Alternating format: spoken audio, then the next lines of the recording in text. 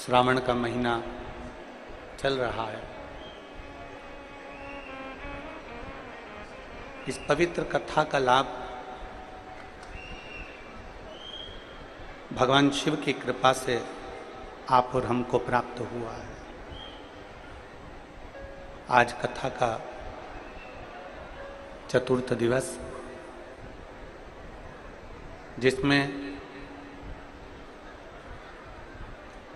भगवान श्री कृष्ण की आज प्रागट्योत्सव, जन्मोत्सव संपूर्ण सनातनियों को, संपूर्ण देशवासियों को भगवान श्री कृष्ण के प्रागट्योत्सव की, जन्मोत्सव की बहुत बहुत बधाई हो। बहुत बहुत भगवान कृष्ण का चरित्र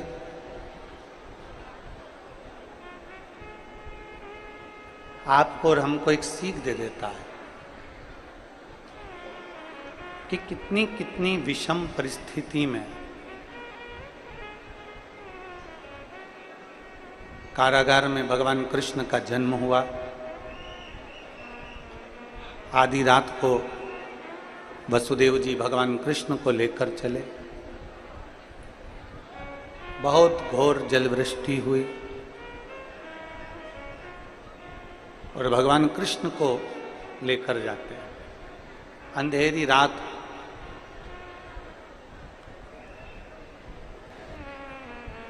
और उस अंधेरी रात में भी भगवान कृष्ण का प्रागट्य। शिव कथा कहती है, अगर भगवान हमारे दिल में, हमारे हृदय में प्रकट हो जाते हैं, भगवान हमारे दिल में, हमारे हृदय में अगर प्रकट हो जाएं, आ जाएं, तो दुनिया का कितना भी कारागार हो, चाहे दुनिया का कितना बड़ा भी अंधेरा हो, एक ना एक दिन वो उजाला हो ही जाता है और कारागार टूट ही जाता है। यह हमें भगवान कृष्ण की कथा से सीखने को मिलता है। कैसी भी विषम परिस्थितियां हो, कैसी, और उन विषम परिस्थितियों में अगर हम भगवान का भजन कर रहे हैं, भगवान शिव के मंदिर जा रहे हैं, भगवान का गुणगान कर रहे हैं, तो कुछ ना कुछ हमारे जीवन का अच्छा होना ही।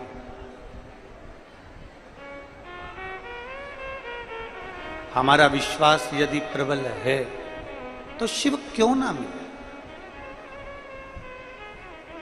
कोई कोई कह देता है, गुरुजी हम बड़े दुखी हैं। कोई कोई कह देता है, गुरुजी हम बड़े कष्ट में हैं, हम बड़ी तकलीफ में हैं। हमने पहले भी कथा में कहा,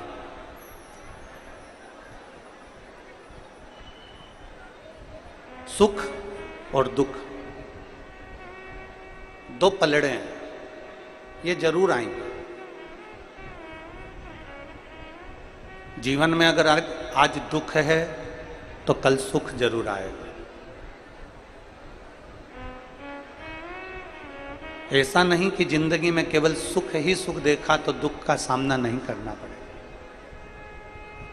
संसार में अगर जन्म लिया है, मृत्यु लोक में अगर जन्म हुआ है, तो सुख और दुख इन दोनों को साधना पड़ेगा।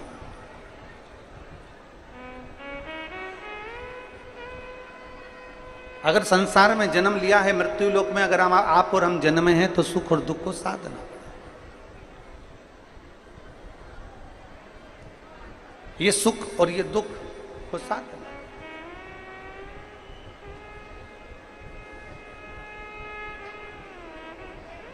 भगवान राम जी के जीवन में भी दुख आया, भगवान कृष्ण के जीवन में भी दुख आया। संसार में अगर मृत्यु लोक में आपका जन्म हुआ है, मृत्यु लोक में अगर आप जन्मे हो, तो आपको दुख का सामना थोड़ा ना थोड़ा करना पड़ेगा। और कोई महाराज अगर आपको मिल जाए और वो कह दे कि मैं तेरी जिंदगी में दुख नहीं आने दूंगा, तो ये व्यर्थ की बात, ये सब व्यर्थ की बात।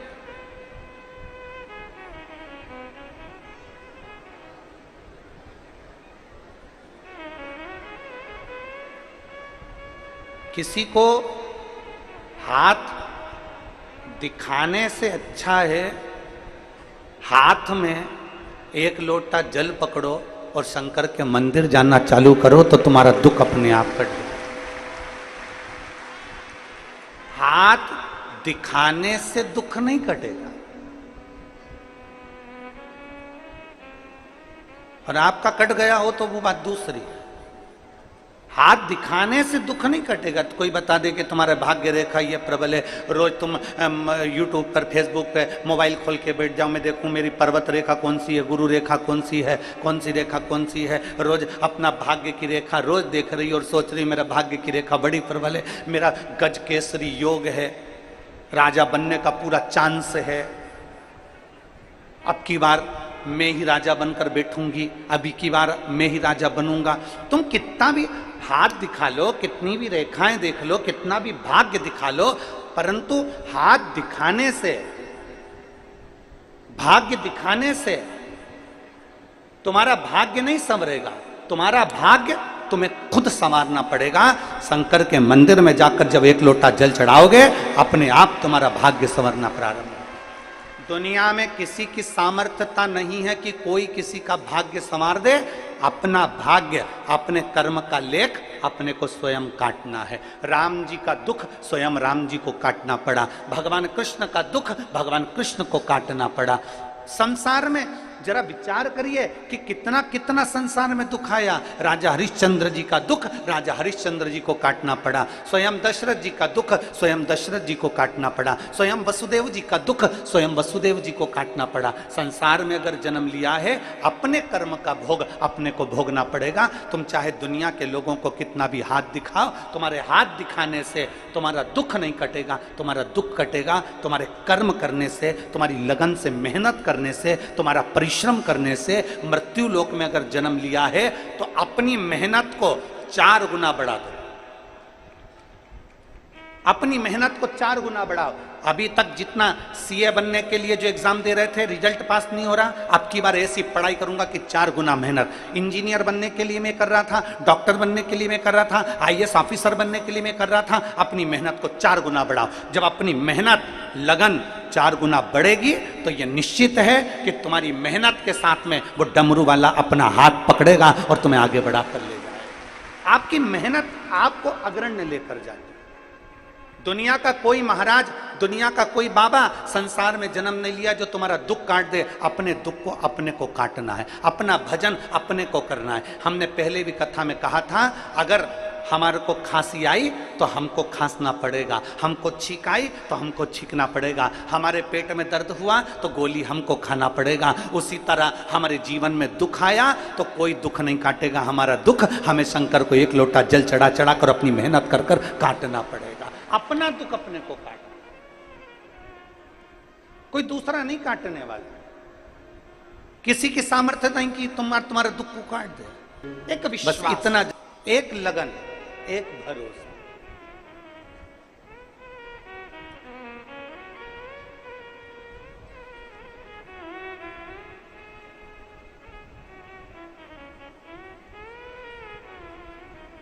आज एक व्यक्ति ने प्रश्न किया, अच्छा प्रश्न था, प्रश्न में कोई गड़बड़ी नहीं थी।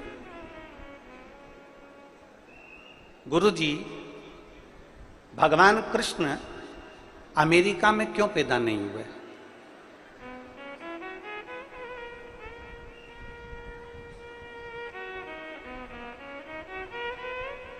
भगवान कृष्ण चीन में क्यों पैदा नहीं हुए?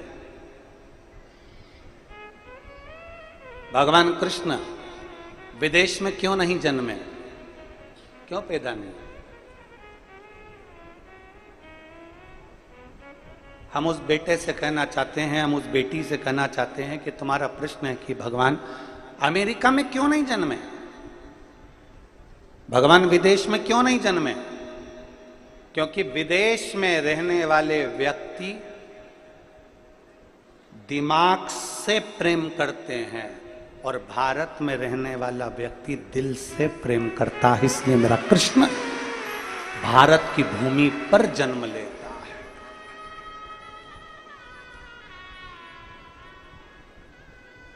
कृष्ण अमेरिका में इसलिए नहीं जन्मे क्योंकि वहां के लोग दिमाग से प्रेम करते हैं। ये इससे मुझे क्या फायदा होगा, इससे मुझे क्या लाभ होगा। विदेश में रहने वाला व्यक्ति दिमाग से प्रेम करता है और भारत में रहने वाला व्यक्ति दिल से प्रेम करता है। इसलिए मेरा भगवान भी इस भारत की भूमि पर कभी राम कभी कृष्ण बनकर जन्म लेता है। दिल से प्रेम किया जाए। यहां भाई भाई से प्रेम करता है, यहां एक स्नेह जनमानस का रहता है, एक स्नेह।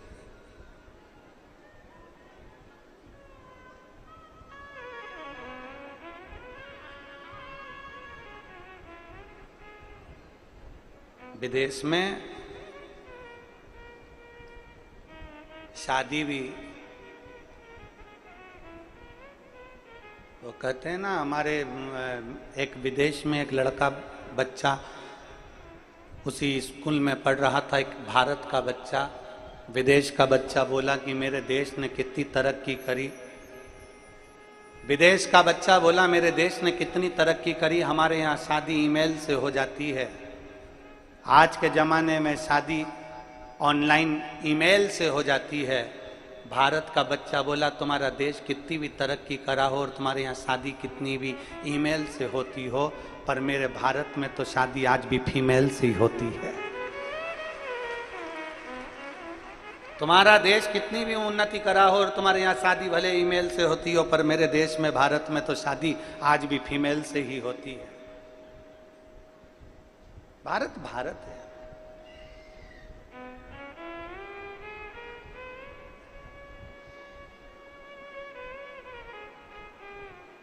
एक लगन, एक मेहनत, एक परिश्रम, विश्वास का विश्वास।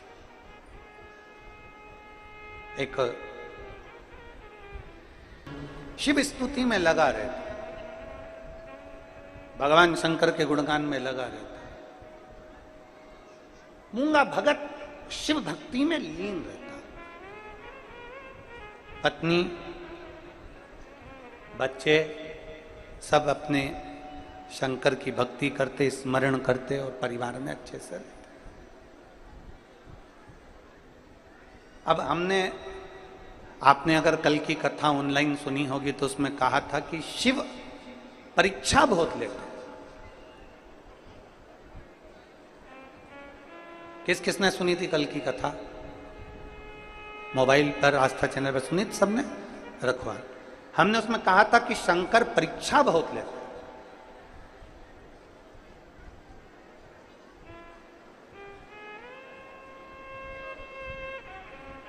बहुत परीक्षा लेते हैं शंकर भगवान।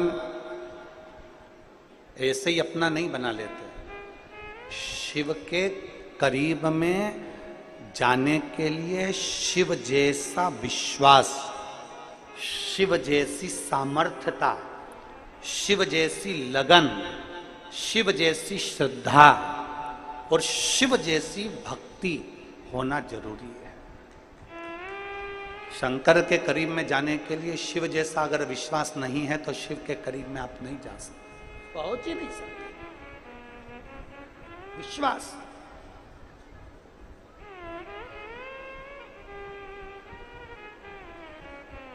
और जितनी मेरी जीजियां बैठी हैं, जो मेरे भाई बैठे हैं, मेरे जीजा बैठे हैं, अगर एक लोटा जल चढ़ा रहे हो तो ये तैयारी कर कर रखना कि तुम्हारी परीक्षा जरूर है। हारना मती। ये नहीं कि 1 महीना मंदिर चले गए, 2 महीना मंदिर चले गए, 3 महीना मंदिर चले गए, 4 महीना मंदिर चले गए, 5 महीना मंदिर चले गए, फिर मंदिर नहीं गए। ना, हारना नहीं। शंकर कैसे ना मिले? एक विश्वास अपने भीतर प्रकट करें।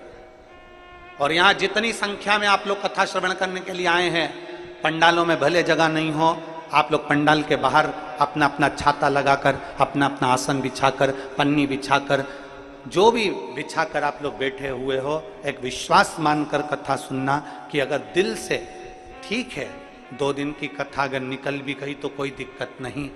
कहते हैं कि पीछे के दिनों में जब मेहमान जाते हैं तो कुछ ना कुछ बच्चों को देकर जाते हैं, तो मेरा बाबा तुमको भी देकर जरूर जाए। एक विश्वास, एक भरोसा, एक दृढ़ता अपने भीतर धारण कर कर कथा का रसपान करिए और अपने जीवन को सार्थक बनाइए। प्रयास करो।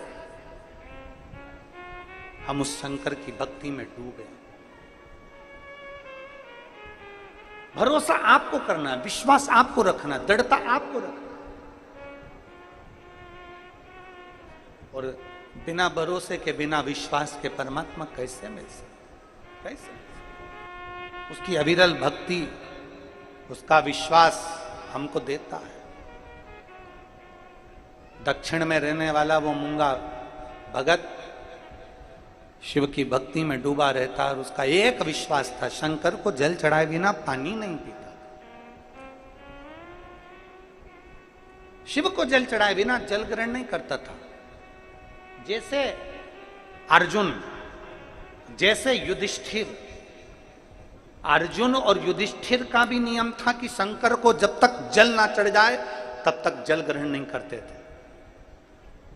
अर्जुन और युधिष्ठिर तो द्वापर की बात है, स्वयं हमारे शास्त्र वर्णन करते हैं। मेरे राम जी महाराज भी वन में जब 14 वर्ष के लिए मेरे राघव जी जब वन के लिए गए, मेरे राम जी महाराज जब तक के पार्थिव शिवलिंग का निर्माण नहीं कर लेते, उसकी पूजन नहीं कर लेते, जल नहीं चढ़ा लेते, तब तक मेरे राम जी भी मुख में जल ग्रहण नहीं करते थे।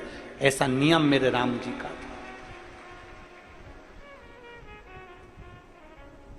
विश्वास मेरे राम जी पर, विश्वास मेरे राम जी का।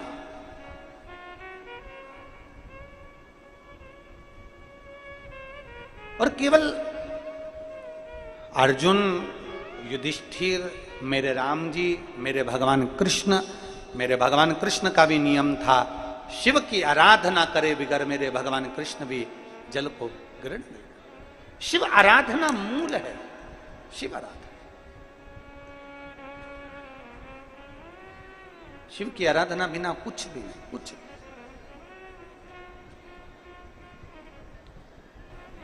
बहुत विश्वास के साथ में कथा को अगर सुनते हैं, ये वो बहन ने लिखा, नागपुर वाली ने, वर्धा वाली ने, कि हमने तो टीवी के सामने, मेरी बेटी ने केवल मोबाइल रखा, आसन लगाया, आबू धाबी में उसका पति उससे कह रहा है कि ऐसा होता है क्या कि कथा सुनने से संतान की प्राप्ति हो सकती है क्या? उसका पति आबू धाबी में बोल रहा है और बेटी कह रही है कि मेरी मम्मी नागपुर में कथा सुन रही है और मैं भी यहाँ पर कथा सुनूंगी। और आबू धाबी में मोबाइल रखकर मेरी बेटी ने पूरी कथा, 5 दिवसीय कथा का लाभ लिया और मेरे बाबा ने सुना। विश्वास, भरोसा, दृढ़ता, इसमें सियोर वाले महाराज ने कुछ नहीं किया और सियोर वाले महाराज की सामर्थ्यता भी नहीं है कि कुछ कर दे। इसमें आपकी सामर्थ्यता, इसमें आपका भरोसा है, इसमें आपका विश्वास है, इसमें आपकी दृढ़ता है। और जब भरोसा और विश्वास और दृढ़ता प्रबल होती है, जब विश्वास दृढ़ होता है, तो मेरा शिव मिलता जरूर। आ जाओ। विश्वास, मूंगा का भरोसा प्रबल था। दक्षिण में रहने वाला वो मूंगा भगवत का भरोसा प्रबल था। बिना शिव को जल चढ़ाए आचमन नहीं करता था, जल नहीं पीता। एक नियम आप भी बनाओ अपनी जिंदगी में कि मुझे शंकर के मंदिर जाना है। कई पुरुष कहते हैं, कई मेरी बेटियां, कई मेरी बहनें कहती हैं कि हम ऑफिस जाते हैं तो शंकर के मंदिर कैसे जाएं, घर का काम करना, जल्दी से हमें ऑफिस जाना, जल्दी से हमें ऑफिस जाना। मेरा बेटियों से निवेदन है, मेरे भाइयों से निवेदन है, जो ऑफिस जाते हैं उनसे निवेदन है, शिव के मंदिर नहीं जा सकते तो एक काम जरूर करो, ऑफिस जाते समय घर से जब निकलो तो घर के पास में जो शंकर का मंदिर है, उस मंदिर के सामने से उसके सामने मुस्कुराते हुए निकल जाओ तो भी मेरा शिव स्वीकार कर।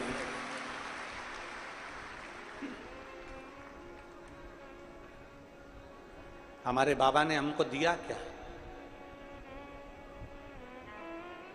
हमारे शंकर ने, हमारे शंभू ने, हमारे त्रिकालदर्शी कैलाशी अविनाशी ने हमारे चेहरे पर हमको स्माइल दी है, हमारे चेहरे पर हमें मुस्कुराहट दी है। शिव महापुराण की कथा कहती है, आप दुनिया के लोगों को कुछ नहीं दे सकते तो अपनी प्रसन्नता जरूर दीजिए, अपनी स्माइल जरूर दीजिए, अपनी मुस्कुराहट जरूर दीजिए। किसी के जीवन में दुख कितना भी है ना, अगर उसने मुस्कुराना सीख लिया तो ये पक्का है, कितना भी कर्जा हो जाए, कितनी भी तकलीफ हो जाए, एक एग्जाम में फेल भी हो गए ना कोई बात नहीं, एक कंपटीशन एग्जाम में बैठे थे नहीं हुआ सिलेक्शन, कोई बात नहीं, कोई बात नहीं। अपने भीतर का विल पावर कमजोर मत होने दो, अपने बल को कमजोर मत होने दो। दुख है ना, कर्जा हो गया ना, तकलीफ आ गई ना, थोड़ा कष्ट आ गया ना, पीक नहीं हुई ना, फसल नहीं हुई ना, थोड़ा घाटा लग गया ना, कोई बात नहीं, अपने चेहरे की प्रसन्नता खत्म मत होने देना। शंकर के मंदिर में जब भी जाना लोटा भर के जल चढ़ाने तो मुस्कुरा कर जाना, तो शंकर जी को भी लगेगा कि इतनी दुखी होने पर भी मुस्कुराती है, मैं तुझे वर देता हूं कि अब तुम मुस्कुरा ले, ये मेरा वर है कि तुम मुस्कुरा ले, रो कर नहीं, आंख में आंसू भर कर नहीं।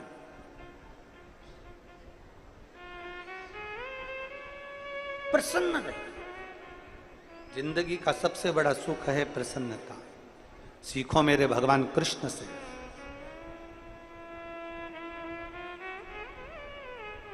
प्रसन्नता अगर सीखना है तो मेरे भगवान कृष्ण से सीखो, जिनकी सग्गी बुआ का लड़का 99 गाली दे देता है।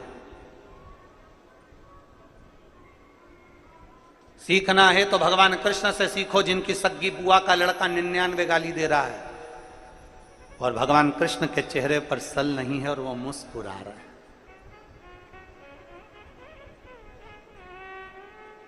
केवल भगवान कृष्ण का जन्म उत्सव मनाना ही मूल नहीं है, भगवान कृष्ण की लीला को, भगवान कृष्ण ने जो गीता में कहा उन शब्दों को, भगवान कृष्ण ने जो ज्ञान दिया उन ज्ञान को अपने भीतर उतारना है। 99 गाली भगवान कृष्ण के बुआ के लड़के ने दे दी और भगवान कृष्ण के चेहरे पर सल नहीं था, मुस्कुरा रहे थे और 100 गाली पूरी हुई और उस बुआ के लड़के का सिर कट जाता है। भगवान कृष्ण की कथा कहती है, दुनिया के लोगों को गालियां देने दो, ताने कसने दो, अपशब्द कहने दो, तुम अपने चेहरे की स्माइल खत्म मत होने देना। जैसे मेरी बुआ के लड़के का सिर कटा, एक दिन उसका भी कट जाएगा। बकने दो, अपशब्द करा कहने दो, ताना दे रहा देने दो, गाली दे रहा देने दो। हम पहले भी कहते आए, आग लगे बस्ती में, जरा जम के बोलो, आग लगे बस्ती में, अपन रहो मस्ती में, क्या किसको रोइए और चादर तान के सोइए। क्या करना आपने? अरे गुरुजी, हमारी वो रिश्तेदार ने हमको गाली दे दिया, अपशब्द कह दिया, मेरा पड़ोसी इतना जलता, जब देखो जब जलता रहता है। गाड़ी खड़ी होती है, कहीं वो कचरा फेंक जाता है, गाड़ी खड़ी होती है, ऊपर से कहीं सब्जी डाल देता है। मेरा पड़ोसी इतना बेकार, मेरे रिश्तेदार ने ये कर दिया, मेरे रिश्तेदार ने वो कर दिया, मेरे पड़ोसी ने ये कर दिया, मेरी देवरानी ऐसा बोल दी, मेरी जेठानी ने ऐसा कर दिया, मेरी बुआ ने ऐसा कर दिया, मेरी ननंद आई थी उसने ऐसा बोल दिया, मेरे नंदोई ने ये कह दिया, मेरे रिश्तेदार ने ये कह दिया, मेरी मौसी ने ये कह दिया, मेरे मामा ने ये कह दिया। पूरी जिंदगी रोते रोते रोते रोते रोते रोते पूरा जीवन निकल गया। मुस्कुराओगे कब? कितना भी दुख हो, ननंद ताने दे रही है, नंदोई ताने दे रहा है, देवरानी ताने दे रही है, जेठानी ताने दे रही है, सास ताने दे रही है, रिश्तेदार ताने दे रहे हैं, अपशब्द कर रहे हैं, गाली दे रहे हैं, देने दो। तुम तो अपनी मस्ती में जियो, अपना टाइम क्यों बर्बाद करते हो? जितना तुम्हें ताने दिए जाए उतनी जोरदार खजूर की चोटी बना के पीछे जूड़ा बांध के चकाचक चलो। जितना ताना मिले, जितना मिले। कर्जे में हो गए, बहुत कर्जा हो गया, दुनिया के लोग अपशब्द कर रहे हैं, ताने दे रहे हैं, गालियां दे रहे हैं, कर्जे में हो गए, बिल्कुल प्लान मत करना कि कई लोग कहते हैं मैं बहुत कर्जे में हो गया, अब तो मैं मर जाऊं। तभी अभी बीच में हमने एक कोई ने हमको मैसेज भेजा था, कोई एक पति पत्नी बहुत कर्जे में हो गए थे, कहीं उत्तर प्रदेश का था, और मालूम पड़े वो दोनों ने गंगा जी में कूद कर अपने प्राणों को त्याग दिया और इतने कर्जे में। हम उनसे कहना चाहें, एक एक बेटा बेटी से निवेदन करना चाहें, ये कर्जे में होने के बाद मरना इसका सोल्यूशन नहीं है। कर्जे में हो गए ना, कर्जा किसने करा? तुमने। चुकाओगे कौन? तुम।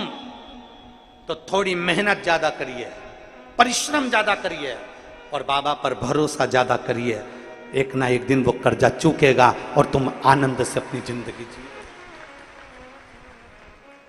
क्यों मैं बड़ी दुखी हो गई, अब मैं मर जाऊं तो अच्छा। क्यों मरना? मेरे घर के लोग बहुत अपशब्द कहते हैं, गुरुजी मैं बहुत तकलीफ में हूं। हम कह रहे हैं वो अपशब्द कर रहे हैं तो तू तकलीफ में क्यों है? वो जितनी गाली दे तू उतना जोरदार पराठा बना के खा आलू का। और हमारे महाराष्ट्र में तो पूरन पोली बनती है, और वो भी आमठी के साथ।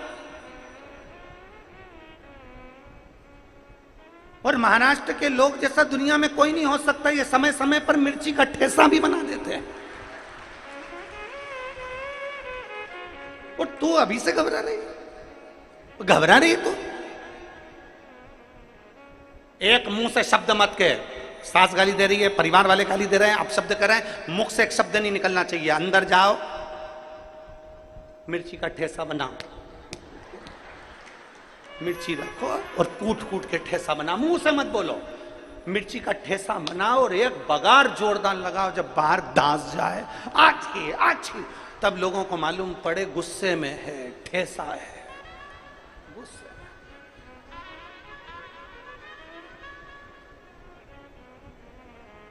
क्यों? किस लिए? हम अपनी जिंदगी क्यों समाप्त करें? कई लोग कह रहे थे मेरे को उसने ऐसा बोल दिया मैं तो मर जाऊंगा। काय को मरे? छाती पे मूंग डालो। क्यों मरे? अलमस्त जिंदगी जियो, सारी समस्या का हल एक लोटा जल। रोज दुनिया के लोग अपशब्द कहें, सिर पे पल्लू डालो, बढ़िया प्रेम से एक लोटा जल भरो, शंकर जी के मंदिर में जाके श्री शिवाय नमस्तुभ्यम कहकर शंकर की आराधना करो। पर कभी ये विचार नहीं करना कि अब मेरी जिंदगी बेकार हो गई, जिंदगी बेकार हो गई, जिंदगी बेकार हो गई। बार बार सोचोगे, मुख से सरस्वती एक बार निकलती है और मालूम पड़े वो जिंदगी बेकार ही हो जाए। अच्छा विचार करो, अच्छा सोचिए, अच्छा सोचिए। गुरुजी आप कहते हो ना कि कथा में आओ, पंडाल में आओ तो सेवा करो। मैंने परली बैजनाथ की कथा भी सुनी और वहां पर भोजनशाला में जहां भोजन बनता था वहां जाकर रोटी भी बनाई, सब्जी भी बनाई, सब्जी काटी भी और खूब सेवा करी। मुझे लगता है आप कहते हो कि सेवा का फल बाबा देता है, तो मुझे लगता है कि मेरे बाबा ने जो मैंने सेवा करी थी उसका फल मुझे 13 साल बाद प्रदान कर दिया। मैं बाबा को नमन करती हूँ, बाबा को प्रणाम करती हूँ। एक विश्वास, एक भक्ति, एक दृढ़ता हमारे भीतर हो।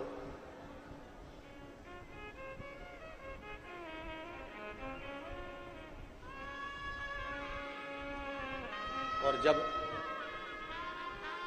विश्वास और भक्ति और प्रबल होगी तो शिव मिलेगा।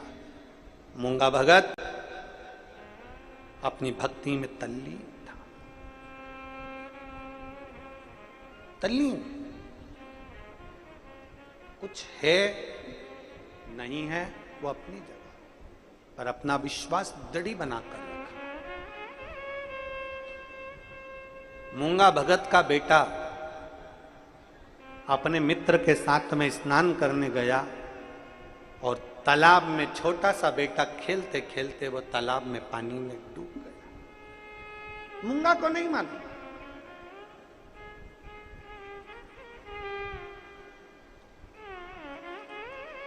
मूंगा की पत्नी तालाब के किनारे पर वस्त्र धो रही है। मूंगा की पत्नी तालाब के किनारे पर वस्त्र को धो रही है और मूंगा का बेटा तालाब में चले गया और डूब रहा है, प्राण छूट रहा है। उसको तैरना नहीं आता, पत्नी को तैरना नहीं आता। मूंगा हाथ में जल का पात्र लिया हुआ है और एक हाथ में थोड़ी सी कोई पत्तियां, बेलपत्र होगी या अन्य पत्तियां। जिस पुस्तक में हमने ये मूंगा भगत की कथा पढ़ी, उसमें पत्तियां लिखा है, तो हम कहें कि बेलपत्ती ही होगी। हाथ में थोड़ी सी पत्तियां हैं वृक्ष की, एक हाथ में जल का पात्र है। मूंगा भगत शिवालय के लिए शंकर के मंदिर की ओर जा रहा है। शिवालय चलते चलते चलते चलते जैसे ही निकला, नगर के गांव के लोग बहुत सारे दौड़ते हुए जा रहे थे, चिल्लाते हुए जा रहे, अरे कोई का बच्चा पानी में डूब गया, अरे कोई का बच्चा पानी में डूब गया। मूंगा भगत को नहीं मालूम कि खुद का बच्चा पानी में डूब रहा है। मूंगा भगत को नहीं मालूम कि मेरा बेटा पानी में डूब रहा है। चले जा रहे हैं, अरे किसी का बेटा पानी में डूब गया, अरे किसी का बेटा पानी में डूब गया, अरे किसी का बेटा पानी में डूब गया। उसकी माँ भी साथ में खड़ी हुई है और बेटा पानी में डूब रहा है। पूरा गांव भागे चले जा रहा है, पूरा गांव चिल्लाते चिल्लाते जा रहा है। मूंगा भगत अपने हाथ में जल का पात्र है, बेलपत्र है, भगवान शंकर का नाम लेते लेते थोड़ा सा शब्द उसके कानों में गया कि किसी का बच्चा पानी में डूब रहा है। मूंगा भगत ने शब्द सुना और शब्द सुनते से पानी हाथ में पड़ा हुआ है, पत्तियां हाथ में रखी हुई है, शिव शिव शिव शिव शिव शिव कहता हुआ चलती है। शिव मूंगा भगत हाथ में जल बेलपत्र हाथ में चला जा रहा शिवालय। शिवालय में गया, इसको नहीं मालूम कि मेरा बेटा पानी में डूब रहा है। ये तो शिव की भक्ति में लगन था, भगवान शंकर पर एक अटूट विश्वास, एक अटूट भरोसा, एक अटूट दृढ़ता इस मूंगा भगत की थी। शिव मंदिर में पहुंचा, शंकर को जल चढ़ा रहा है। जल थोड़ा सा चढ़ाया, चढ़ाने के बाद क्या देखा कि वो जल जहां से बह रहा था उस स्थान पर बहुत सारा निर्माल्य पड़ा हुआ था। अब वो निर्माल्य जो पड़ा हुआ है इसके कारण वो पानी निकल नहीं रहा।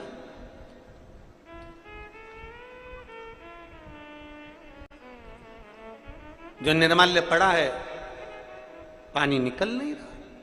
अब पानी नहीं निकल रहा तो इसने देखा कि भाई पानी नहीं निकल रहा। इसने जल का लोटा नीचे रखा, बेलपत्री रखी और निर्माल्य जो जल के बीच में आ रहा था, जहां से पानी बहकर जा रहा था, वहां जो निर्माल्य पड़ा हुआ था उसको हटाने लगा। हटाते हटाते मूंगा भगत ने कहा भोले बाबा से, बाबा मैं जब आपको जल चढ़ाने आ रहा था तो गांव के लोग चिल्ला रहे थे कि किसी का बच्चा पानी में डूब रहा है। बाबा जैसे बहते हुए जल में से मैंने निर्माल्य को हटाया, ऐसी कृपा किसी का बच्चा अगर पानी में डूब रहा है ना बाबा, तो तू भी कृपा कर कर उसको पानी में से हटा देना, कहीं से उसको बचा दे। भक्त है, भक्त।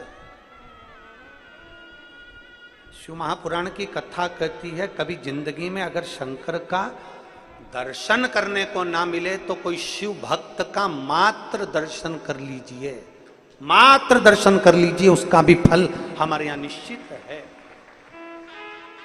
शिव भक्त का भी दर्शन नहीं कर पाओ तो शंकर भगवान को अगर कोई एक लोटा जल चढ़ाने जा रहा है, जल चढ़ाकर कोई आ रहा है और जल चढ़ाने कोई जा रहा है, उसके मुख का भी दर्शन कर लोगे तो भी जीव कृतार्थ है।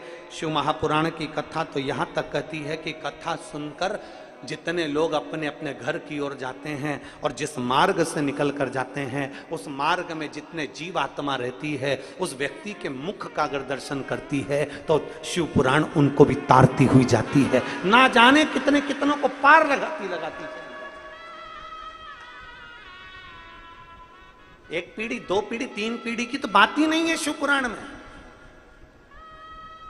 शिव महापुराण तो 71 पीढ़ी की बात करती है कि एक शिव भक्त, एक भगवान शंकर की कथा सुनने वाला, शिव महापुराण की कथा को श्रवण करने वाला एक भक्त जिस गांव में जाता है, कथा सुनने के बाद अपने अपने नगर को आप जाओगे, अपनी कॉलोनी में जाओगे, अपने मोहल्ले में जाओगे, अपने घर को जाओगे, कोई घर का व्यक्ति नहीं आया, कोई गांव का व्यक्ति नहीं आया, कोई खेड़े का व्यक्ति नहीं आया, अगर आपके जाने पर आपके मुख का भी दर्शन कर लेता है तो उसकी भी 71 पीढ़ी पार उतरती चली जाती है। इतना प्रमाण शिव महापुराण के अंतर्गत, इतना प्रमाण। शंकर भगवान पर चढ़े हुए जल का इतना प्रमाण है कि ना जाने कितने ताप, कितने पाप शंकर पर चढ़े हुए जल का आचमन करने से, सींचन कर लेने से, एक बेलपत्री को मात्र मस्तक पर रख लेने से, लगा लेने से ना जाने कितने कितने पाप समाप्त हो जाते हैं, कितने पाप। अब ये इस बेटी ने लिखा ना इस पत्र में, मेरा बेटा 5 साल का होने के बाद भी 5 साल जैसा नहीं। मेरा बेटा, मेरी बेटी 5 साल की, मेरा बेटा 5 साल का, क्योंकि दोनों जुड़वा हुए। मेरी बेटी 5 साल की लगती है पर मेरा बेटा 5 साल का नहीं। डॉक्टर ने कहा इसको एक बीमारी हो गई है, इस बीमारी के कारण जब फिट आती है तो बेटे का विकास नहीं होता, इसका शरीर नहीं बढ़ेगा, इसके पांव हाथ टेढ़े हो जाएंगे, इसका विकास नहीं होगा, देख नहीं पाएगा, सुन नहीं पाएगा, बोल नहीं पाएगा, विकास नहीं होगा। फिर मैंने एक काम चालू करा, शंकर जी के मंदिर जाती, जल चढ़ाती, उस जल को लाकर अपने बेटे को पिला देती और बेटे के स्नान में बेटे के शरीर पर उस पूरे शरीर को जल लगा देती। केवल मैंने 1.5 महीना लगातार जल चढ़ाया और दुर्गाष्टमी का जो प्रयोग आपने बताया था मूंगा का, वो कर दिया। पशुपतिनाथ का व्रत किया, दूसरे व्रत में तो मेरा बेटा चलना प्रारंभ कर दिया। ये शिव तत्व है, ये शंभु, ये ओघड़े, ये शंकर है। दुनिया के लोग कहेंगे शंकर पे चढ़ा हुआ जल सींचना नहीं, शंकर पे चढ़ा जल पीना नहीं, शंकर पे चढ़ा हुआ जल का आचमन मत करना, बेलपत्री मत खाना, ये मत करना, वो मत करना। शिव तुम्हारा, जल तुम्हारा, मन तुम्हारा, अगर तुम्हारा दिल करे तो प्रतिदिन करना, और नहीं मन करे तुम किसी दूसरे के कहने पर आ जाओ तो भले छोड़ देना, पर शंकर पर करा भरोसा कभी टूटता नहीं है, शिव संभाल लेता है। शिव पर करा भरोसा कभी टूटता नहीं है, शिव संभाल लेता है। और हमारी वाणी पर भरोसा मत करना, आप तो गीता प्रेस गोरखपुर की शिव पुराण लेकर आओ, उसको धीरे धीरे आराम से पढ़ो। पढ़ने पर आपको ज्ञात होगा कि शंकर पर चढ़े हुए जल का मात्र आचमन करने से, सींचन करने से हमारे ना जाने कितने ताप, कितने पाप समाप्त होते चले जाते हैं। शिव महापुराण में लिखा है, शंकर को चढ़ा हुआ प्रसाद का मात्र दर्शन कर लेने से व्यक्ति को सारे तीर्थों का पुण्य फल प्राप्त हो जाता है। शिव महापुराण में लिखा है, एक एक शब्द का स्मरण करिए, शिव पुराण के एक एक शब्द का स्मरण।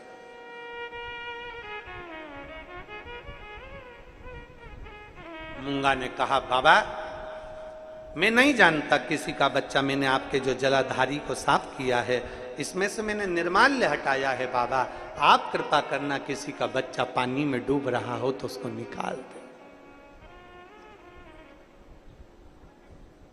अपने लिए नहीं मांगा, उसको नहीं मालूम था कि मेरा बेटा, उसको नहीं मालूम था कि मेरा पुत्र,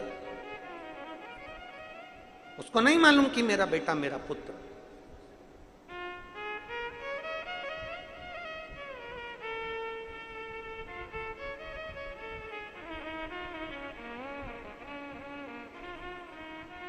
एक व्यक्ति ने एक प्रश्न किया, क्यों गुरुजी तुम्हारा शंकर भगवान इतना फ्री है क्या कि कोई बुलाता और तुरंत दौड़ के आ जाता है? तुम्हारा भोलेनाथ इतना फ्री है क्या कि कोई भक्त ने जल चढ़ाया, मांगा और उसे मिल गया? और मांगने का ही तो प्रमाण है ये इतने पत्र ढेर लगे जिनको पढ़ ही नहीं पा रहा है। तुम्हारा शंकर भगवान इतना फ्री कि हमारे देवता तो कभी आते नहीं, तुम्हारा भगवान तो बस जल चढ़ाओ, 3 बार ताली बजाओ, हर हर महादेव कहो, बब्बाम भोले कहो, और बाबा देवादिदेव महादेव सामने आ जाता है। तुम्हारा शंकर भगवान इतनी जल्दी पुकार सुनकर आ जाता है। तो हमने कहा, भैया शंकर भगवान और भक्त का रिश्ता दुनिया के लोग नहीं समझ सकते। शंकर भगवान भगवान नारायण के भी पिता हैं, शंकर भगवान ब्रह्मा जी के दादा हैं, शंकर भगवान इंद्र के परदादा हैं, शंकर भगवान सारे देवी देवताओं के दादा और परदादा हैं। तो उससे हमारा रिश्ता बाप और बेटे का है, उससे हमारा रिश्ता बेटी और बाप का है। वो हमारा पिता है, हम उसके बेटा बेटी हैं, बेटा बेटी हैं। और कौन बाप होगा जिसके सामने बच्चा पानी में डूब रहा हो और बाप बचाने के लिए नहीं कूदेगा क्या? बोलो तो जम के जरा, कूदेगा कि नहीं कूदेगा? कौन बाप होगा जो अपने बच्चे को बचाने के लिए ना कूदेगा? बाप तुरंत पानी में कूदेगा, भले उसको तैरना आता हो ना आता हो, पर मेरा बेटा मेरा बेटा मेरा बेटा, वो तुरंत कूद जाएगा और अपने बेटे को बचाने का प्रयास करेगा। हम निवेदन करना चाहेंगे, हमारा शंकर भगवान, हमारा ओघड़दानी, हमारा विश्वनाथ, हमारा ओमकारनाथ, हमारा महाकाल राजा, मेरा कुबेर भंडारी भी ऐसा ही है। जब अपने बच्चे को डूबता हुआ देखता है, कष्ट में देखता है, तो वो एक ना एक दिन कूद ही जाता है और उसका हाथ पकड़कर निकाल ही देता है। वो शिव है। बोल बम का नारा है, जरा जम के बोलो, बोल बम का नारा है। वो शंकर, वो घड़ी, वो शिव है, उसको समझना चाहिए।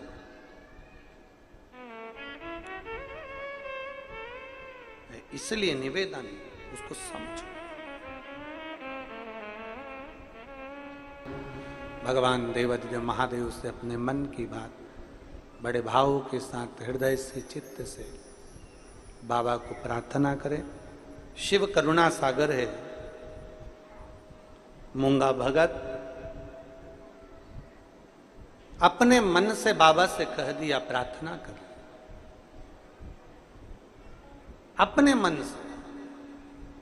कभी अगर मौका मिले, जितने आस्था चैनल पर कथा सुन रहे हैं, जितने फेसबुक यूट्यूब पर कथा सुन रहे हैं, और आपके नज़दीक में अगर आपको मौका मिल जाए कि कहीं पास में कुबेर भंडारी, कुबेरेश्वर बाबा कभी कथा करने के लिए पहुंचा हो और भगवान देवाधिदेव महादेव की कथा हो रही हो, कभी योग लग जाए, तो एक बार पंडाल में जाकर दिल से बाबा से प्रार्थना करना चाहिए। दिल से। क्यों ना सुनेगा? शिव कथा कह रही। मूंगा भगत ने तो केवल शंकर भगवान से विनती करी, बाबा जैसे मैंने ये निर्माल्य हटाया है, हमने पहले भी कथा में कहा, बन सके तो शंकर जी के शिवालय में जाकर झाड़ू लगा लो, पोछा लगा लो, सेवा कर लो। थोड़ी सी सेवा यदि आपने करी है तो उसका फल खाली नहीं जा सकता। सेवा का फल खाली नहीं जा सकता। कितनी कितनी संस्थाएं यहां, श्री राम जन्मोत्सव समिति नांदेड़ है, और भी ना जाने कितनी कितनी संस्थाएं यहां पर सेवा में लगी हुई, ना जाने कितनी कितनी संस्थाएं यहां सेवा कर रही हैं। ऐसी कई संस्थाएं, हम तो कहेंगे श्री राम जन्मोत्सव समिति नांदेड़ को भी, और कोई भक्त मंडल, भजन मंडल आदि आदि समितियां जो सेवा में तल्लीन है, उनसे कहेंगे ये सनातन धर्म को जागरूक करते रहो। सनातन धर्म को अगर जागरूक करते रहोगे तो जीवन में एक आनंद की लहरता उत्पन्न होती रहे। हमने पहले भी कथा में कहा कि हिंदू राष्ट्र बनने में देरी नहीं है, पर सबसे पहले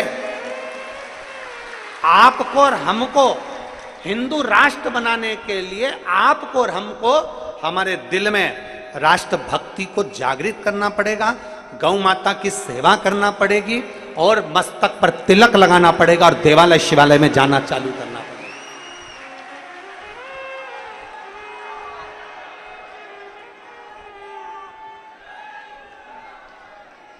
ये पवित्र भूमि है वीर शिवाजी की। महाराष्ट्र की पवित्र धरा छत्रपति वीर शिवाजी की है, और यह वो महाराष्ट्र की पवित्र भूमि है जिस भूमि पर बाला साहब ठाकरे जैसा बैठकर भी एक हुक्म चला देता था तो पूरा महाराष्ट्र उसको देखता। यह वो पवित्र भूमि है जिस भूमि पर स्वयं जीजाबाई अपने बेटे को उपदेश देती हैं और राष्ट्र पर विजय प्राप्त करती हैं। ऐसी पवित्र भूमि है वीर शिवाजी की, जहां छत्रपति वीर शिवाजी हैं। ऐसा पवित्र भूमि जहां पर गुरु गोविंद सिंह जैसे इस नांदेड़ की धरा पर विराजमान हैं, जो कई बार इस राष्ट्र को एक आनंदता, एक भाव प्रदान करते रहे। एक साधारण भूमि नहीं है।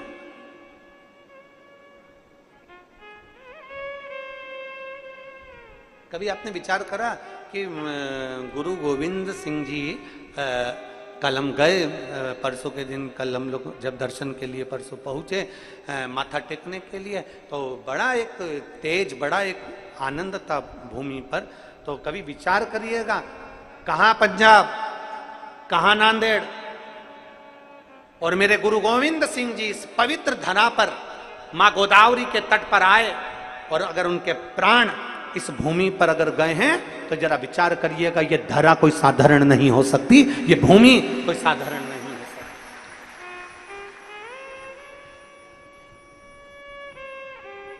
जानों ने अपने शरीर का बलिदान दिया, और वो भी राष्ट्र हित के लिए, देश हित के लिए।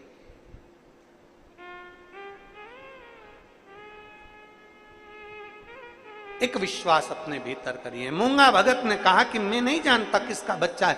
मंदिर में सेवा करना, मंदिर में चाकरी करना, मंदिर में झाड़ू लगाना, पोछा लगाना, सेवा करना, कथा में आओ तो बन सके तो थोड़ी सी सेवा करना, बन सके तो थोड़ी सेवा करना। और भगवान अगर तुम्हें धन दिया है तो प्रयास करना कि किसी प्यासे को पानी पिला सको, किसी भूखे को भोजन करा सको, ये भी प्रयास करना, ये भी प्रयास करना।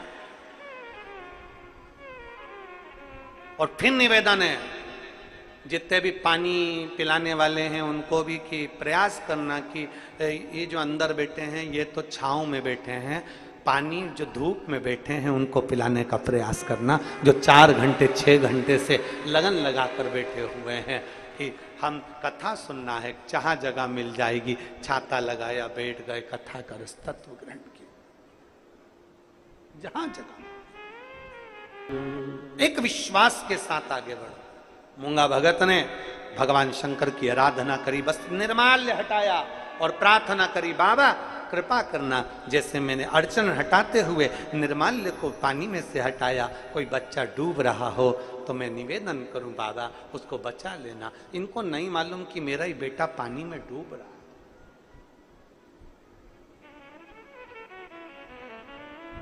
इनको नहीं मालूम कि मेरा पुत्र है।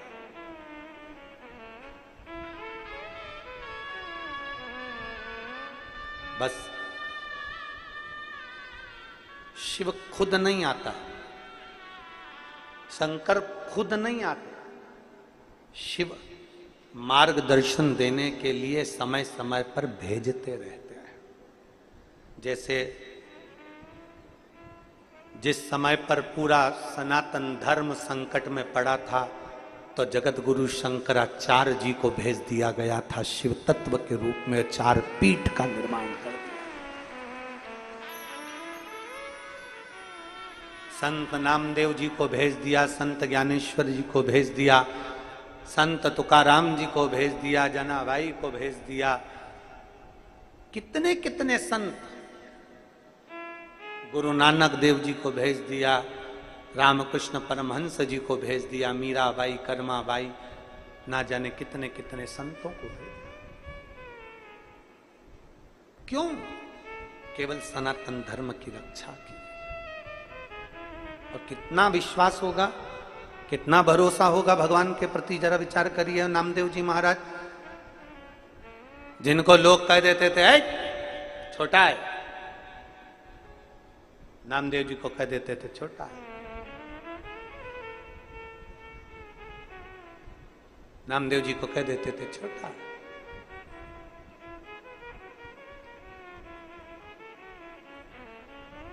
गुरु ग्रंथ साहिब में 60 पद श्री नामदेव जी महाराज के लिए है।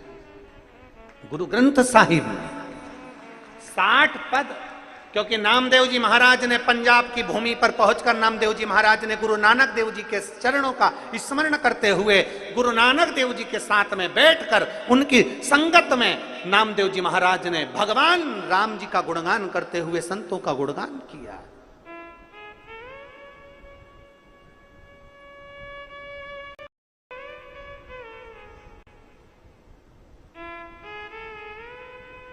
और ओडा नागनाथ में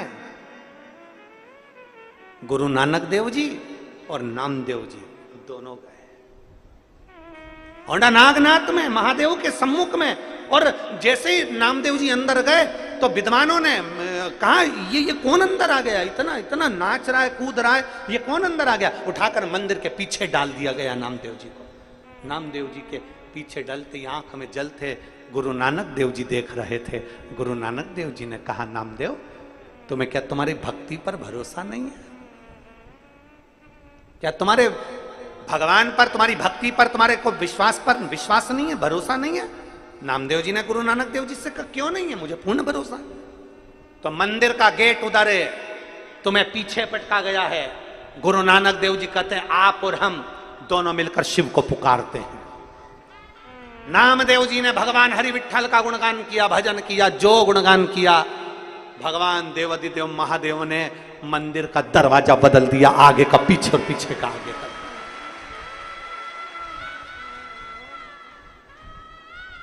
गुरु नानक देव जी कहते हैं, नामदेव इसी को भक्ति कहते हैं, इसी को विश्वास कहते हैं।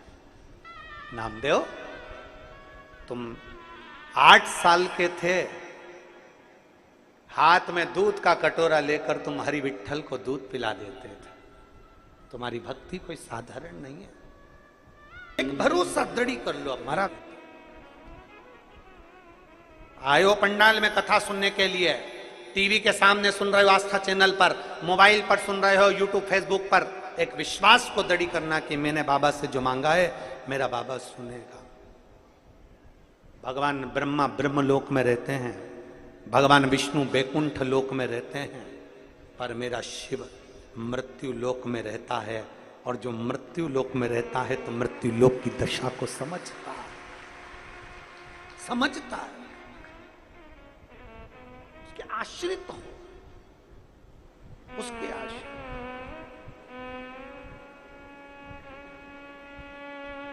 हम बहुत बड़ी गलती करते हैं, हम दुनिया वालों पर भरोसा करते हैं पर परमात्मा पर भरोसा नहीं करते।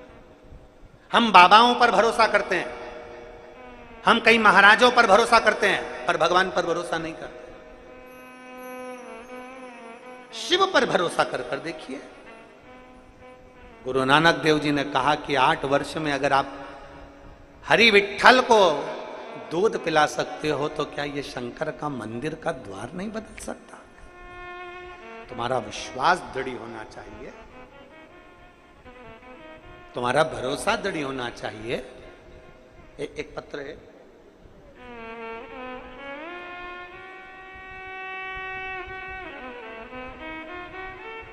मैं मोहजकर सरोजा शेषराव, मैं मोहजकर सरोजा शेषराव, मेरा मोबाइल नंबर ये है। कहीं बैठे हो तो हाथ हिला सकते हैं, अगर कहीं बैठे हो तो हाथ हिला सकते हैं।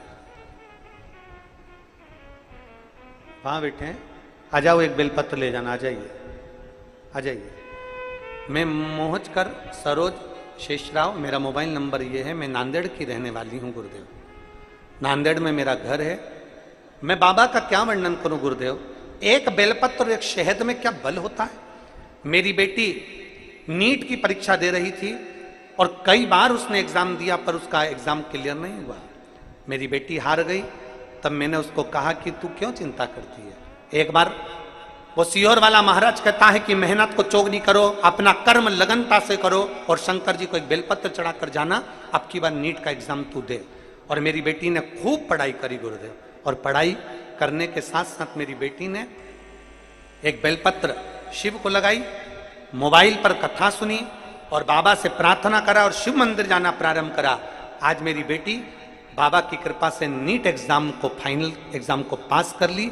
2023 को मेरी बेटी का एग्जाम क्लियर हुआ और नागपुर के गवर्नमेंट कॉलेज में मेरी बेटी अब डॉक्टर की पढ़ाई कर रही है। मैं बाबा को धन्यवाद देने के लिए आई, मैं शिव को प्रणाम करने के लिए। एक लगन, एक विश्वास, एक दृढ़ता के साथ जब हम कुछ करेंगे तो क्यों ना शिव सुने। फिर निवेदन है, हाथ दिखाने से, भाग्य दिखाने से कुछ नहीं होगा। जरूरत है शंकर के मंदिर में जाओ और भगवान शिव का गुणगान करो, अपनी मेहनत चोगनी करो, अपनी लगनता से कर्म करो, खूब मेहनत करो, खूब।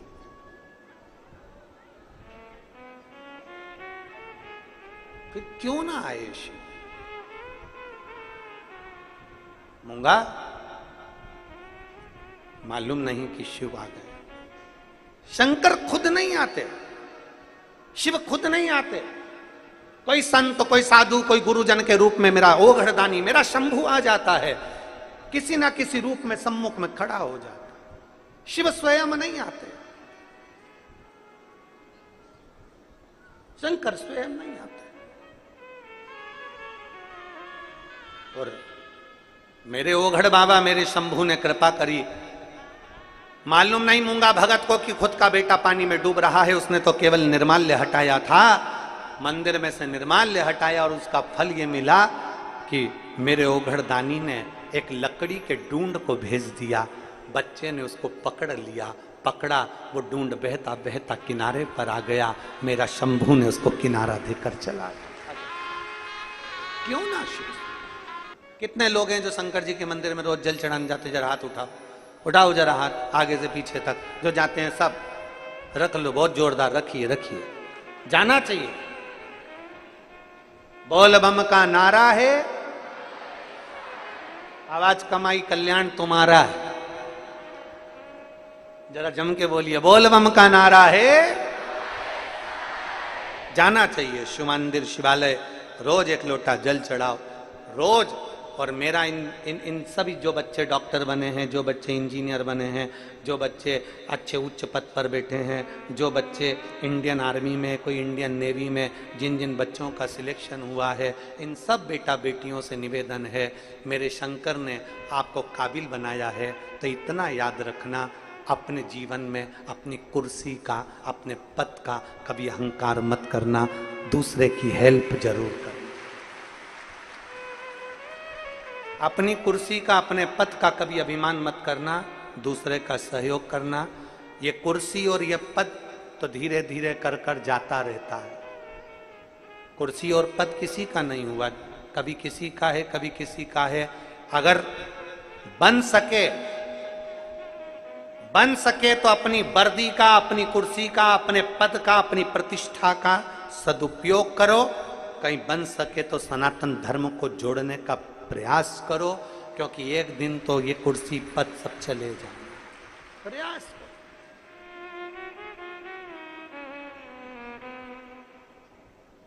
दांत बहुत अकड़ते हैं तो मरने से पहले सबसे पहले गिरते हैं। जिह्वा नम्र रहती है, मरने तक भी टूट कर नहीं गिरती, वो अजर अमर रह जाती है। जैसी की जैसी, जैसी की जैसी है। भरोसा कितना पक्का होता है, जरा विचार करिएगा। कितने जन्म माता पार्वती जी के चले गए, कभी सती बनकर, कभी उमा बनकर, कभी कात्यायनी बनकर, कभी कुष्मांडा बनकर, कभी स्कंदा बनकर, ना जाने कितने कितने जन्म माता पार्वती जी के चले गए, कितने जन्म। पर अब की बार पार्वती मैया जब बाल्यावस्था में थी, देवऋषि नारद के मुख से माता पार्वती जी ने जब सुन लिया था कि अगर शिव को पाना है तो भगवान शंकर की भक्ति करना है, तो पार्वती जी ने ये विचार कर लिया था, पार्वती जी ने ये चित्त वृत्ति में धर लिया था, माता पार्वती जी ने अपने मन में ये बात उतार ली थी कि अब मेरे को शंकर को तो पाना ही है, पर अब जो बार बार मेरी मृत्यु हो रही है, पुनरपि जननम पुनरपि मरणम, बार बार जन्म और मरण के प्रपंच में मैं फंसी हुई हूं, इस जन्म और मृत्यु से मैं परे हो जाऊं, जन्म और मृत्यु से मैं परे, जन्म और मृत्यु से मैं दूर हो जाऊं। कलम यजमान परिवार श्री डॉक्टर शिवराज नांदेड़कर जी को और प्रशांत पातेवर जी को, दोनों को हम कल बोल रहे थे कथा में कि आप लोगों के भाग्य बड़े प्रबल हैं। एक तो मराठी सावन का महीना, दूसरा माँ गोदावरी का तट, और तीसरी यशु महापुराण की कथा। कहीं जीवन में पूर्वजों का पुण्य होगा प्रबल, जो फल प्राप्त होगा।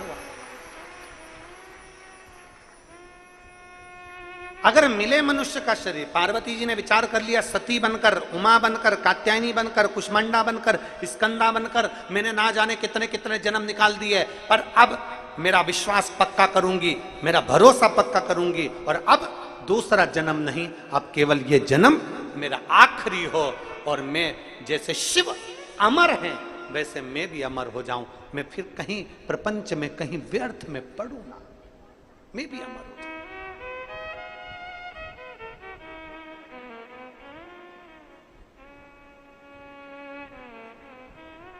देखो शिव पुराण कहती है, दीपक अंधेरे में जलाओगे, दीपक अंधेरे में अगर जलाओगे तो वो प्रकाश करेगा। दीपक अगर अंधेरे में जलाओगे तो वो प्रकाश करेगा। एक बहुत अच्छी सूचना ये दो बच्चे दे रहे हैं कि देश की बेटी अपनी बेटी, प्रत्येक, हमने पहले दिन की कथा में भी कहा था कि बेटियों को विद्या अध्ययन के साथ में शस्त्र चलाना भी सिखवाओ, क्योंकि बेटियों को अब जरूरत पड़ गई है शस्त्र चलाना सिखाने की, बहुत जरूरत है, बहुत जरूरी। शिव कथा कह रही है, माता पार्वती जी ने अपने चित्त में, अपनी वृत्ति में, ये मन में ले लिया कि मुझे अब भगवान शंकर के साथ में रहना है। पहले सती बन गई, उमा बन गई, कात्यायनी बन गई, कुष्मांडा बन गई, स्कंदा बन गई, बार बार जन्म लेती हूँ, बार बार प्राणों को त्यागती हूँ। अब मेरा कोई जन्म, अब फिर कोई मृत्यु अब नहीं होना चाहिए। अब मैं शिव की भक्ति में ऐसी रम जाऊं कि फिर मेरा कोई जन्म ना हो, फिर कोई जन्म।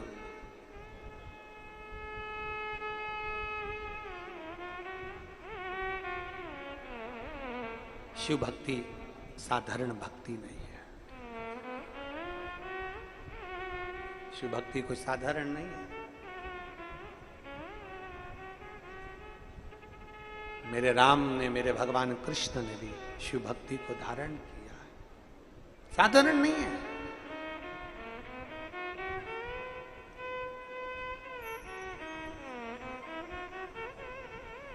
कोई भक्ति, पार्वती जी ने जो शिव भक्ति करी उसको साधारणता नहीं समझा, और माता पार्वती जी ने शिव जी के साथ में विवाह करने के बाद सबसे पहला कार्य करा, माता पार्वती जी ने शंकर जी से कहा कि मुझे वो अमर कथा सुना दो जिससे मैं अमर हो जाऊं। जो बार बार मैं जन्म ले रही हूं, बार बार मृत्यु हो रही है, फिर जन्म, फिर मृत्यु, पुनरपि जननम पुनरपि मरणम, ये मृत्यु और जन्म के प्रपंच से मैं छूट जाऊं,